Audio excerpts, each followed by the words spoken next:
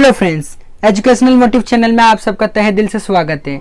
आज हम आपको क्लास 7th का चैप्टर 1 हिंदी में हम पंछी उन्मुक्त गगन के पढ़ाने वाले हैं। अगर आपने चैनल को सब्सक्राइब और लाइक नहीं किया तो चैनल को सब्सक्राइब और लाइक जरूर करना। अगर आप भूले भटके आए हैं तो इस चैनल को पूरा देखना, इस वीडियो को पूरा देखना और चैनल को सब्सक्राइब कर देना, क्योंकि हम क्लास 1 to क्लास 8 सारे चैप्टर पढ़ाने वाले हैं, सारे बुक के सारे चैप्टर, और हम व्याकरण और ग्रामर भी पढ़ाने वाले हैं। और हाँ, वीडियो को पूरा देखना, थोड़ा सा भी स्किप मत करना, क्योंकि अगर आप एग्जाम में बैठोगे और आपने ये वीडियो देखा होगा तो पक्का आपके काम आएगा। आप बोलोगे वाह, मुझे तो पूरा का पूरा आता है, कतई जहर वाला पेपर आया है, ये तो मुझे पूरा आता है। और आप उस समय एजुकेशनल मोटिव चैनल को थैंक्स बोलोगे। तो चलिए चलते हैं।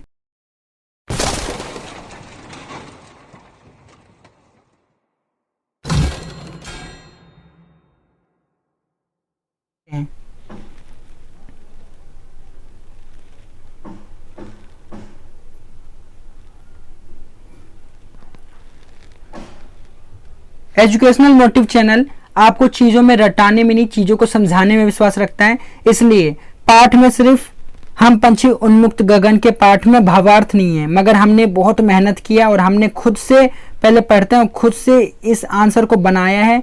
इसलिए इसको शेयर करना वीडियो को, ताकि आपके द्वारा कोई और भी बच्चा पढ़ सके। और इस लॉकडाउन के टाइम में बहुत सारे बच्चे ट्यूशन नहीं जा पा रहे हैं। अगर आपके द्वारा कोई भी बच्चा पढ़ता है तो मैं अपने जीवन का सौभाग्य मानूंगा, और देखना आपको भी खुशी मिलेगी इस वीडियो को शेयर करके। तो चलो हम शुरू करते हैं। हम पंछी उन्मुक्त गगन के पिंजर बंद ना गा पाएंगे। इसमें लेखक बताने की कोशिश कर रहा है कि वो पंछी आसमान में उड़ने वाले हैं, वो उन्हें पिंजरे में कैद कर देंगे तो वो उड़ नहीं पाएंगे, वो गा नहीं पाएंगे, अपनी चैन की सांस नहीं भर पाएंगे। कनक तिल्लियों से टकराकर पुलकित पंख टूट जाएंगे। भले आप पंछियों को सोने से बने पिंजरे में कैद कर दो, मगर उनकी सलाखों से गिर के, उनकी सलाखों से टकरा के पंछियों के पंख टूट जाते हैं। इसमें पंछी बताना चाहता है कि उन्हें आज़ादी बहुत ज़्यादा प्यारा है। और वैसे भी आप मनुष्य हैं, जानवर या पंछी कोई भी हो, उन्हें आज़ादी प्यारी है। आज से पहले अंग्रेज के हम गुलाम थे, क्या हमें अच्छा लगता था गुलाम बन के? वो हम पे भले जितने भी तरस खाए, वो हमें जितने भी जीवन की सुविधाएं दे, मगर हमें सबसे पहला महत्वपूर्ण क्या था? सबसे ज़्यादा हमें प्रेम किससे था? आज़ादी से। तो आज़ादी हर किसी को अच्छा लगता है, चाहे वो इंसान हो चाहे वो जानवर हो। तो समझ सकते हैं आप, आज़ादी सबको प्रिय है। हम बहता जल पीने वाले मर जाएंगे भूखे प्यासे। इसमें लेखक बताना चाहता है कि चिड़िया बहते जल, झरनों के बहते जल और ठंडी ठंडी पानी पीने वाले हैं, वो जंगलों की। अगर उन्हें आप बंद पिंजरे में, अगर आप उन्हें बंद पिंजरे में भले मीठा पानी दे दे, अमृत दे दे, फिर भी उनके लिए वो अमृत नहीं होगा, क्योंकि आप उनकी आज़ादी छीन लिए हैं। कहीं भली है कटक मोरी कनक कटोरी की मैदा से। उन्हें भले आप खाने के लिए मीठे मीठे पकवान दे दिया, जितने अच्छे पकवान दे दे, आप उनको जिंदगी के हर सुविधाएं दे, मगर उनके घोंसलों की कटुक निमोरी, कड़वी नीम की निम्बोरी ही उनके लिए वो पकवान से ज़्यादा अच्छी होगी। तो हम इसके भावार्थ पढ़ लेते हैं। कवि शिवमंगल जी ने हम पंछी उन्मुक्त गगन की कविता की इन पंक्तियों में पंछियों की स्वतंत्रता की चाह को दर्शाते हुए इन पंक्तियों में पक्षी मनुष्य से कहते हैं कि हम खुले आकाश में उड़ने वाले प्राणी हैं। क्या कहते हैं? कि खुले आकाश में उड़ने वाले प्राणी हैं। जैसे कि मैंने आपको समझाया, हम पंछी उन्मुक्त गगन के, हम खुले आकाश में उड़ने वाले प्राणी हैं। ठीक है। हम पिंजरे में बंद होकर खुशी गीत नहीं गा पाएंगे। मैंने अभी पढ़ा था ना, तो वही इसमें बताना चाह रहा है कि हम पिंजरे में कैद होकर खुशी के गीत नहीं गा पाएंगे, हमें आज़ादी प्रिय है। इसमें यही बताना चाहता है लेखक कि पंछियों को या जानवर को, किसी को भी आज़ादी प्रिय होती है। आप भले ही सोने से, देखो, आप भले ही सोने से बने पिंजरे में रखो, मगर उसकी सलाखों से टकराकर हमारे कोमल पंख टूट जाएंगे। जैसे कि अभी हमने बताया कि आप भले उसको सोने से बने पिंजरे में कैद कर दो, मगर उसकी सलाखों से टकराकर उनके कोमल पंख टूट जाएंगे। पक्षी कह रहे हैं कि हम तो बहते झरनों, नदियों का जल पीते हैं, पिंजरे में रहकर हमें कुछ भी खाना पीना अच्छा नहीं लगेगा, चाहे आप हमें सोने की कटोरी में स्वादिष्ट पकवान ला कर दो, तब भी हम अपने घोंसले वाले नीम की निमोरी, कटुक निमोरी लिखा था ना, देख लीजिए, नीम की निमोरी ज्यादा पसंद आएगी। पिंजरे में हम कुछ भी नहीं खाएंगे और भूखे प्यासे मर जाएंगे। इसमें बताना चाह रहा है लेखक कि पक्षी अगर आज़ाद रहती है तो नीम की कड़वी नींबोरी भी खा के जिंदा रहेगी, मगर अगर आप उसे पिंजरे में, सोने के पिंजरे में सलाखों में बंद करके अगर सोने के कटोरे में भी पकवान दे दोगे तो भी वो भूखे प्यासे मर जाएंगे, क्योंकि उन्हें सबसे प्रिय आज़ादी है। और हो भी क्यों ना, हर किसी को, चाहे हर किसी जीव को, चाहे वो मानव हो, इंसान हो, जानवर हो, हर किसी जीव को आज़ादी सबसे ज़्यादा प्रिय है। स्वर्ण श्रृंखला के बंधन में अपनी गति उड़ान सब भूले, बस सपनों में देख रहे तरु की फनगी पर के झूले।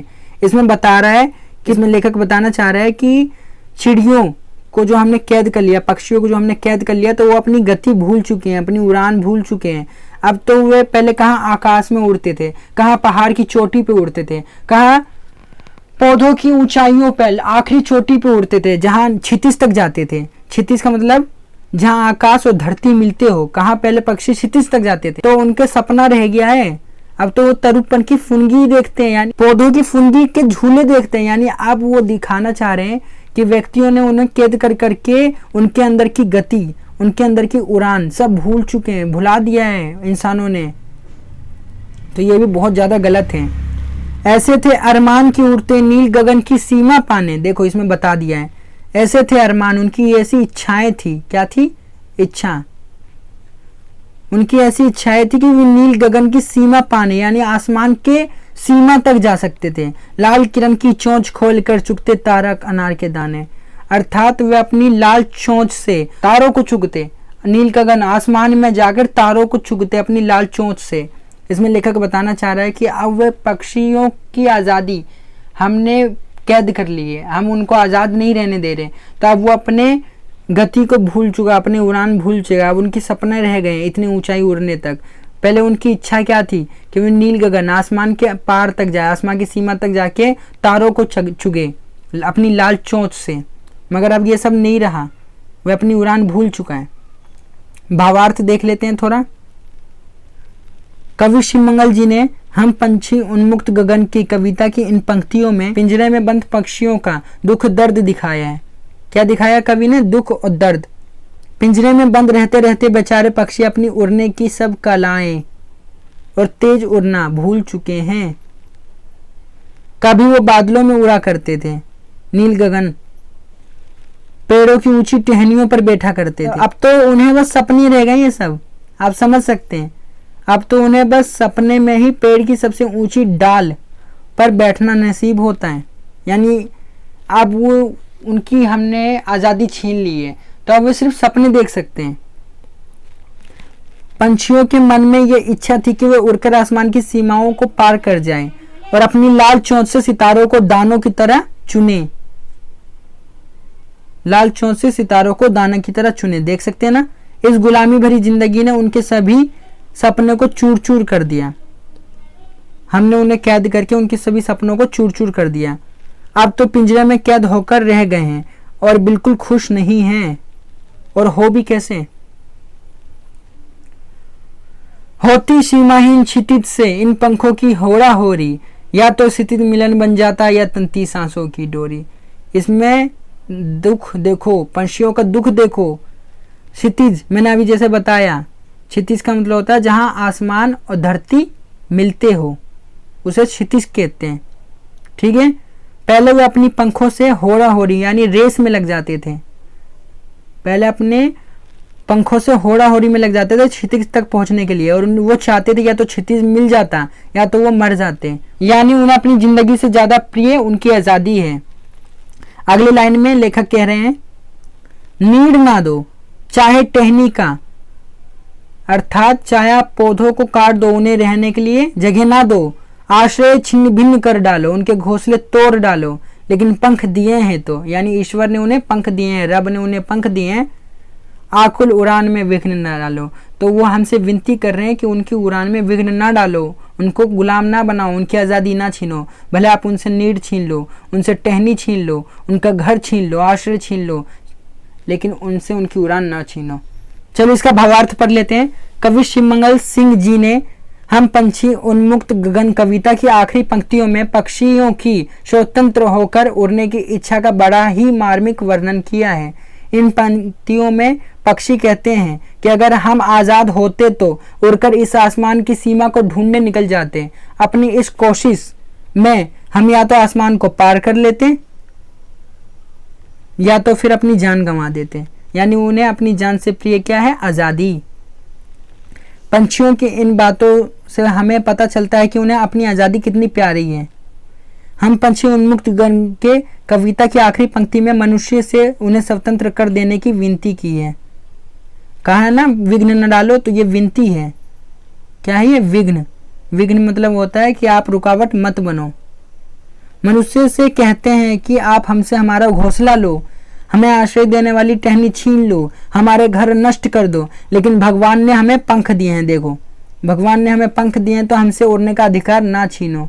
कृपया हमें इस अंतहीन आकाश में उड़ने की स्वतंत्र छोड़ दो, उड़ने के लिए स्वतंत्र छोड़ दो। तो बच्चों, आज हमारा हम पंछी उन्मुक्त गगन के चैप्टर समाप्त हो चुका है। अगर आपको ये चैप्टर समझ ना आया हो तो इसे बैक करके वापस देखिए, पक्का समझ आएगा। और अगली वीडियो हम इसके क्वेश्चन आंसर पे बनाएंगे और बहुत जल्द बनाएंगे। तो आज के लिए शुक्रिया, धन्यवाद, बाय, फिर मिलेंगे।